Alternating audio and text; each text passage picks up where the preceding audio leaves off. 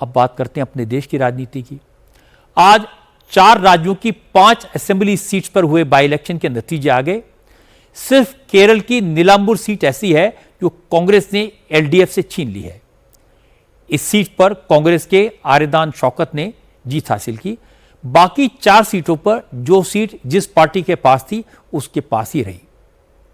बंगाल की कलीगंज सीट तृणमूल कांग्रेस की अलीफा अहमद ने जीती। यह सीट पहले भी ममता की पार्टी के पास ही थी, लेकिन जीत के जश्न में तृणमूल कांग्रेस के कार्यकर्ताओं ने बम चलाए और इस इलाके में बमबाजी में एक 13 साल की मासूम लड़की की जान चली गई। बंगाल के अलावा पंजाब की एक और गुजरात की 2 सीटों पर चुनाव हुए थे। पंजाब की लुधियाना वेस्ट सीट पर आम आदमी पार्टी को उम्मीदवार जीता। गुजरात में मेहसाणा जिले की कड़ी असेंबली सीट पर बीजेपी के राजेंद्र चावड़ा ने 38,000 वोटों से कांग्रेस के उम्मीदवार को हटाया, जबकि बिसावदर सीट पर आम आदमी पार्टी का कब्जा बरकरार रहा।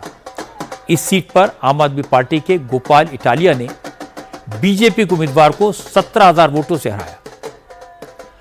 आज आए नतीजों में सबसे ज्यादा चर्चा इसी विसावदर सीट की हो रही है, क्योंकि 2022 के चुनाव में भी ये सीट आम आदमी पार्टी ने जीती थी, लेकिन बाद में आम आदमी पार्टी का विधायक बीजेपी में शामिल हो गया था। इसलिए इस सीट पर बाई इलेक्शन हुआ और ये सीट एक बार फिर केजरीवाल की पार्टी के उम्मीदवार ने जीत ली। इसीलिए अरविंद केजरीवाल जोश में हैं। आज केजरीवाल ने कहा, गुजरात हो या पंजाब, बाई इलेक्शन में कांग्रेस ने पूरी तरह बीजेपी का साथ दिया, लेकिन फिर भी आम आदमी पार्टी को नहीं हरा पाई। केजरीवाल से पूछा गया कि राज्यसभा सांसद संजीव अरोड़ा लुधियाना वेस्ट सीट से जीतकर विधायक बन गए हैं, तो क्या आप केजरीवाल पंजाब से राज्यसभा में आएंगे? इस पर केजरीवाल ने कहा कि वो राज्यसभा सांसद नहीं बनेंगे। संजीव अरोड़ा की जगह कौन राज्यसभा जाएगा, इसका फैसला पार्टी करेगी। 2022 के चुनाव में कांग्रेस को 17 सीट मिली थी गुजरात में, आम आदमी पार्टी को 5 सीट मिली थी। पिछले 3 साल में कांग्रेस के 5 एमएलए छोड़ के चले गए बीजेपी में। आम आदमी पार्टी का 5 में से 1 एमएलए छोड़ के गया बीजेपी में। इन 5 सीटों पे जो कांग्रेस के छोड़ के गए थे, पिछले साल चुनाव हुए थे, 5 की 5 सीट कांग्रेस हार गई और बीजेपी के पास चली गई।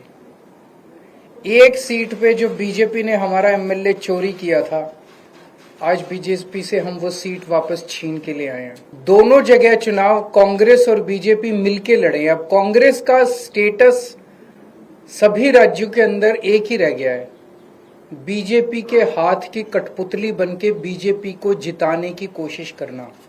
राज्यसभा से कौन जाएगा ये पॉलिटिकल अफेयर्स कमेटी तय करेगी हमारी, लेकिन मैं नहीं जा रहा, केजरीवाल नहीं जा रहा। आपने तो मेरे को कई बार भेज दिया अभी तक। मैं राज्यसभा में नहीं जा रहा, लेकिन कौन जाएगा ये पॉलिटिकल अफेयर्स कमेटी तय करेगी। केजरीवाल की इस बात पर कोई यकीन नहीं कर रहा कि वो इस सीट से राज्यसभा में नहीं जाएंगे। पंजाब में राज्यसभा की सीट स्पेशली खाली करवाई गई। सीट छोड़ने वालों को असेंबली का इलेक्शन लड़वाया, चुनाव में पूरी जान लगाई। अगर केजरीवाल को इस सीट से राज्यसभा में नहीं जाना था तो इतनी हाय तौबा मचाने की क्या जरूरत थी, बाई इलेक्शन कराने की क्या जरूरत थी? और अगर केजरीवाल राज्यसभा में चले जाएंगे तो कौन सा गुनाह हो जाएगा? इसीलिए सबको लगता है कि थोड़े दिन में वो अपनी बात से पलट जाएंगे और राज्यसभा में चले जाएंगे।